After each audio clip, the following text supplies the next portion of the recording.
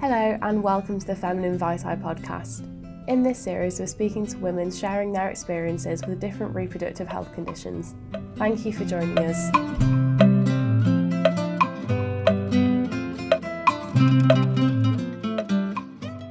This is Rebecca Bairstow conducting an interview for Feminine Vitae magazine on the 6th of December 2018, and we're in the Leeds NatWest Accelerator building.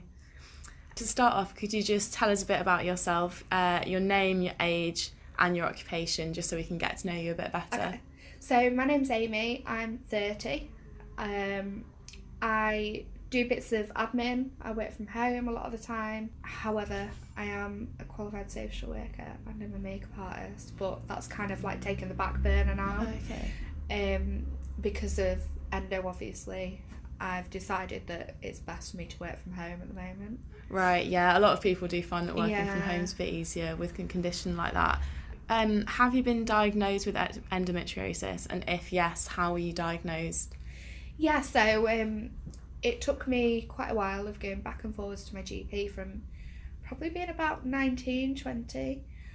I kept going to my GP and I was told it's just period pains. I'd get sent home with just painkillers, and then I'd end up going back, or I'd end up in A&E in agony with the pain, and it'd just be, it's just period pains. You know, some people really do struggle with them. And then following that, like, my periods started to become really irregular. So I'd bleed for, I think my longest bleed's been about 8 weeks, or I'd go for 3 months without period, or, you know, they were just like starting to become really, really erratic. And I remember going to A&E and I said, you know, something isn't right, I'm in agony. And they said, oh, well, maybe it's polycystic ovaries. So they did a scan and they did find that I had polycystic ovaries. So one of my, I think it's my right ovary is like double the size of my left. So it was left at that. And then about 6 months later, I went back to my GP and I said, look, I'm still in agony.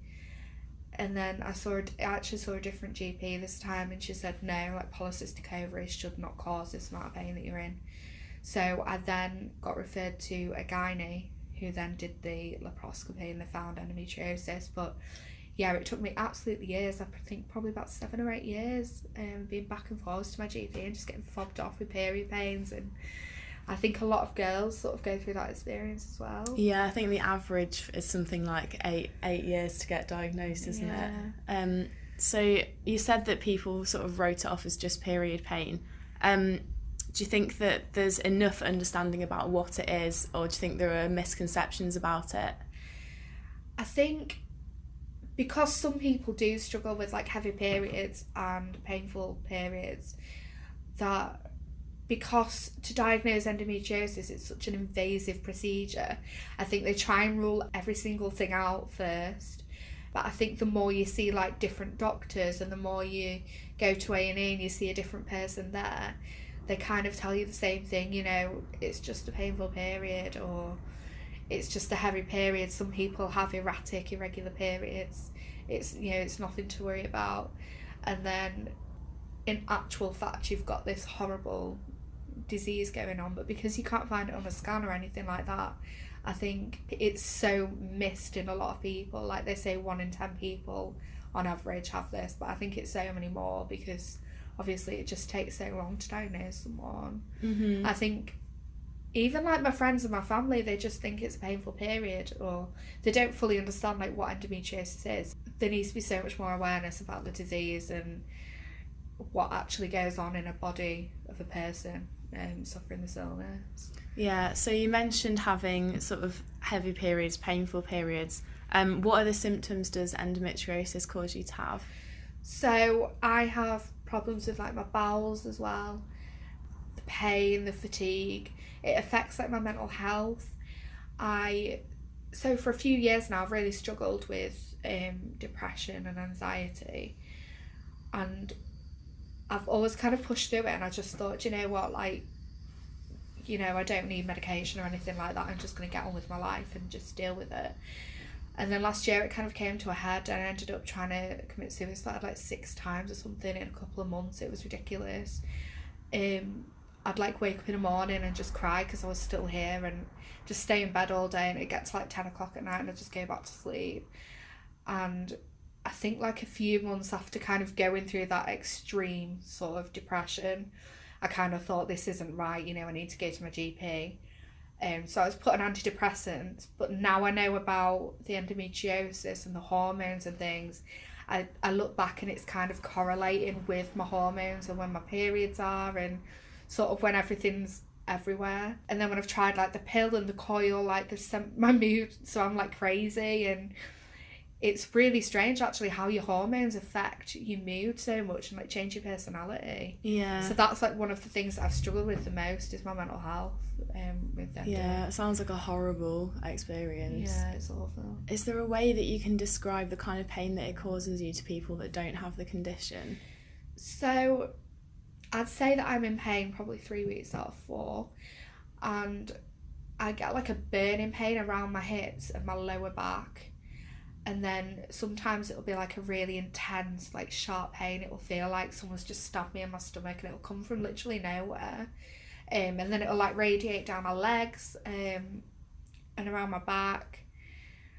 And then other times it's kind of just like a niggling pain, like around my hips. So I know it's there, but I can kind of get on with things.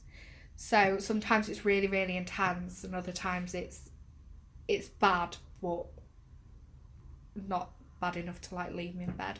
But I think your pain tolerance kind of goes up. Like the more that you deal with endo, the more you'll think, oh yeah, I'm in quite a lot of pain today, but I'm just going to push through it. I'm just going to, you know, go out and do my daily routine. And then you get home and you think, oh, I know it's only 6 o'clock, but I need my bed, like I'm in so much pain. Yeah, so they affect your quality of life quite a lot. Yeah, definitely, yeah. Are there any other ways that it affects your life? I just think with the pain thing as well, like if I'm in agony and I take tramadol, like just you touched on upon it as well, it just knocks you out. So if I'm taking high pain relief all the time, which I don't do that anymore, but I used to, you're just sleeping all the time, like you're not interacting with people, you're not socialising, it affects your career, you know, you can't really go to work when you've had opiates. So yeah, I think it does really affect like every aspect of life. Like I still live at home with my parents just because I've not kind of been well enough to get my own place and like get financially stable enough to sort of have my own home, things like that. Yeah, it sounds like it has a massive impact on things. Because you mentioned work. Has it affected your work life in any way? Is there anything that's held you back in your work? Yeah, I'd say so. I mean, I'm quite an ambitious, like career-driven person. But I feel like because I'm having to do things from home rather than going into an office and kind of focusing on my career, like I feel like I'm being held back a bit from what I could potentially do, maybe. Mm-hmm. Yeah, a lot of people say that's the case, that they feel like they're held back by it in a way. Is there anything you have that triggers your symptoms, for example, food, situations that make things worse for you? Food does. So I'm still in the process of like trying out what kind of makes it bad and what doesn't affect it that much. Like I'll be in agony, you know, I'll get bowel symptoms. So it's just kind of working out sort of by process of elimination what irritates it and what doesn't. Mm-hmm. Sometimes if I'm just having like a low pain day, I'll go spinning or I'll try and do some exercise because I find that does help. When your symptoms do arise, what kind of things do you do to solve them in terms of your nutrition and lifestyle? So in terms of vitamins and supplements, herbal aids, and any other lifestyle factors like exercise, relaxation? So I'll find that if I'm having like a mild pain day, I will get up and I'll take myself off for a walk, or I'll take like my nephew to town and we'll go and walk around for a couple of hours, just because I feel that really does like alleviate some sort of period pain sometimes, and it does sort of help the pain. Mm-hmm. But as well, it's like a distraction technique. Like you're not sitting at home and thinking, oh, I'm in pain, you know, I can't do anything. And then when I get the blow, I'll drink like peppermint tea, or I find like green tea helps with the bowel symptoms, or I'll have ginger if I'm feeling sick, or so it's just kind of toying with different things really that help. Trying out different things and seeing what works. So in terms of your support that you get, I know you have the Facebook group, and it's online or in person. What kind of support do you get, and how does that help you manage your symptoms? So I think like my main support network is NESS. I've got a bond with Keisha and like a few of the other girls, and it's just nice to be able to be in a group chat and be like, oh, do you know what, I don't feel great today. And then they'll all be like, oh, like I'm here for you, I hope you're okay, and sending you nice things and trying to make you smile. I think because they really do understand that. And I look back to before I joined NESS, and I just felt really alone and really isolated because without endo, don't really understand. And I think if you're often saying, oh, I'm in pain, if you're saying I'm in pain every month with my periods, people just think, oh, she's moaning again, or I think they often kind of don't really understand the full extent of how it affects your life. So you've been through this now, and you said that you found ways to cope with it. Would you have any advice to other people suffering from endometriosis on what they can do to help themselves? I would say try not to reach for the painkillers all the time, because before I went on the tramadol I was on codeine, and I was taking it literally every day, every time I had a pain, and in turn that gave me constipation, it gave me stomach ache, and I just think sort of reaching for high painkillers can sometimes make it worse. And it's sort of just gauging a concept of what kind of relieves your symptoms. So for example, like I'll go for a walk or something like that to try and take the pain away first before I start trying to take all these opiates and things like that.